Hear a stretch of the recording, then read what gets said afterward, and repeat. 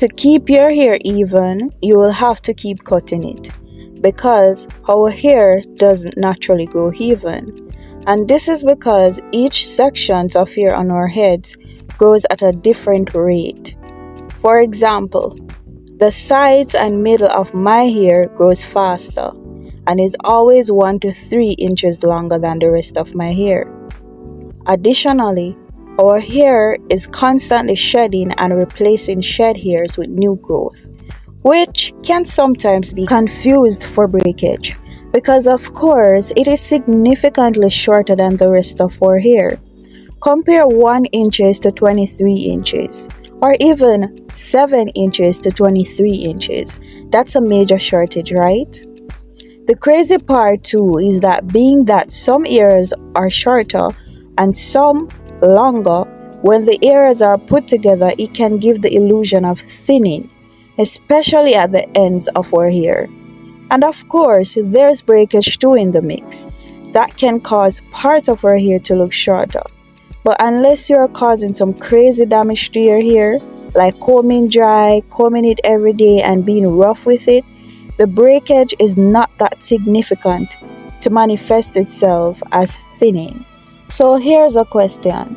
If our hair does not grow even on its own, and if it's constantly shedding and replacing those shed hairs with new growth, which makes some areas look shorter and some look longer, are thin ends always thin ends? And are thin ends always unhealthy ends? Personally, I believe it's how you look at it, as well as how much you know your hair. For example, take a look at this specific twist. Most people would look at it and say my ends are severely thin, so I should cut hair, and I can understand that because it's obvious, but I know my hair and I know there are quite an amount of factors that could cause my twist and other twists to look like this. I will be getting into those factors shortly and expound more. But before I do that, take a look at these twists and zoom in specifically on that twist. Do you see how full and healthy they look from the roots down? And of course, I didn't cut my hair. The only difference is these twists were freshly done. This is Charity Umar, and she's one of my favorite natural hair YouTubers. But take a look at this specific twist as well. This twist looks similar to mine, right? And I'm sure you would think our ends are thin and needs to be cut like you thought about mine. With that said, let's get into the factors that could cause your ends to look thin when they're actually not.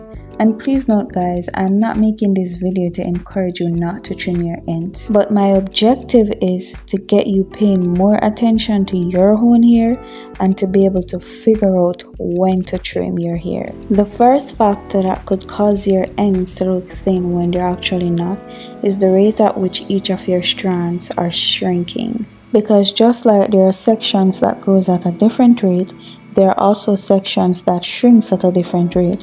And this might happen because you have a mixture of hair textures.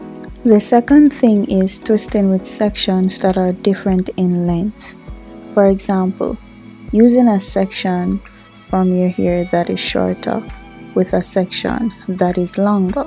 When you do this, it's hard to twist your hair evenly, which leads me into the next factor, which is borrowing hair. So because you use a short piece and a long piece to make the twist, the short piece will finish before the longer piece and you will have to borrow from the longer piece to finish the twist. And this will cause the twist to appear thinner at the end. The fourth factor is 1. Adding excessive amount of product, or 2. An heavy product toward the end of your hair when twisting. For example, adding shea butter to the ends of your hair. Shea butter is very thick and will cause your ends to look weighed down, especially if you use a lot on your hands. It will also cause your ends to look very stretched and a bit thinner. The fifth and last factor is, just like I said at the beginning of the video, our hair does not grow even. So in order to keep it looking even at the ends, we will have to keep cutting it. Tapered ends aren't such a bad thing. In fact, it's a good thing if you want to wear your hair in twists and plaits without them loosening out in seconds. However, if you want to wear your hair straight without constant negativity and criticism, I think cutting it to keep it even would work best for you. Now that I've established those 5 factors, let's get back to myself and Charity. So, for me personally, I do most of these factors, and I've seen Charity doing them too, like borrowing hair when twisting, using shea butter on her hands, and I'm also guilty of twisting with sections that are different lengths, as well as I have a mixture of 4B and 4C hair.